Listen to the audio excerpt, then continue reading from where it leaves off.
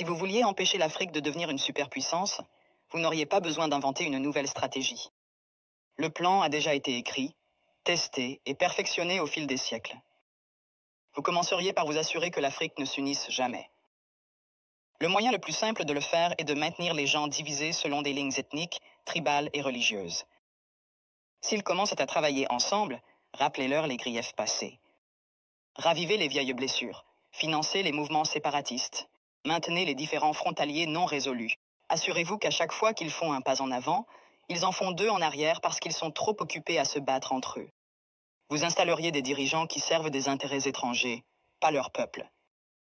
Trouvez les plus corrompus, les plus facilement manipulables, ceux qui désirent la richesse et le statut plus que le progrès. Offrez-leur le pouvoir en échange de leur loyauté.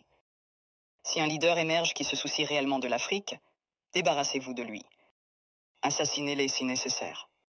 Mais si c'est trop compliqué, déstabilisez simplement leur gouvernement et soutenez un coup d'État.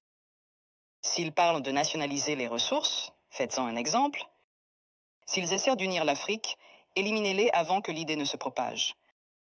Vous maintenez l'Afrique économiquement faible en vous assurant qu'elle ne s'industrialise jamais.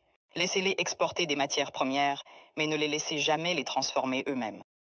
Contrôlez les mines, les champs pétrolifères, les minéraux rares.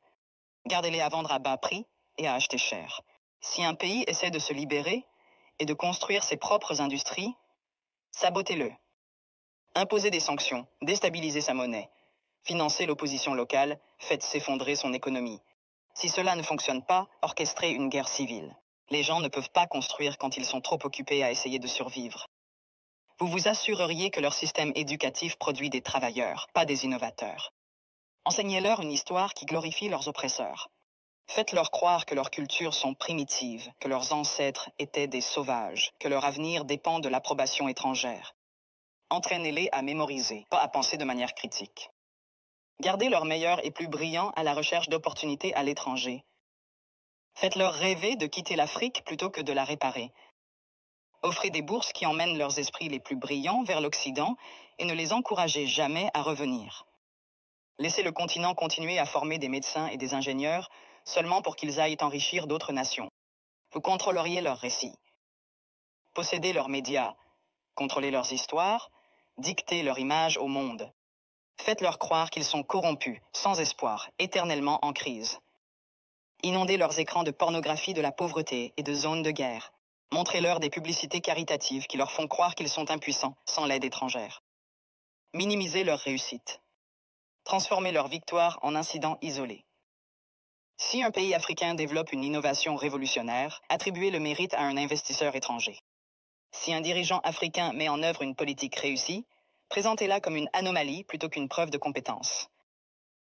Vous vous assureriez qu'ils restent dépendants, les noyer dans la dette. Offrir des prêts avec des conditions impossibles. Les forcer à tout privatiser pour que des entreprises étrangères possèdent leur eau, leur électricité, leurs terres.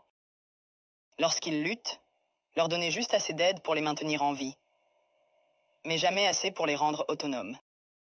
Utiliser des œuvres de charité pour créer une culture de dépendance plutôt que de résilience. Les faire penser que l'intervention étrangère est nécessaire, qu'ils ne peuvent pas résoudre leurs propres problèmes, qu'ils ont toujours besoin d'aide de l'extérieur.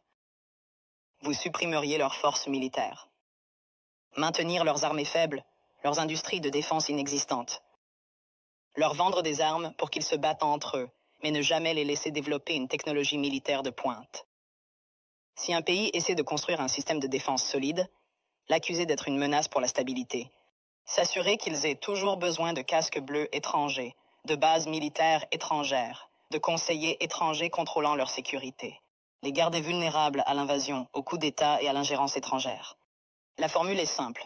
Diviser, corrompre, exploiter, désinformer, contrôler. Les maintenir en train de se battre entre eux. Les faire regarder à l'extérieur pour des solutions. Les garder pauvres, dépendants, en insécurité. S'assurer que chaque tentative de se libérer rencontre une résistance si forte que la génération suivante y réfléchisse à 2 fois avant d'essayer à nouveau. Ce n'est pas une théorie, c'est l'histoire. La vraie question n'est pas comment empêcher l'Afrique de devenir une superpuissance.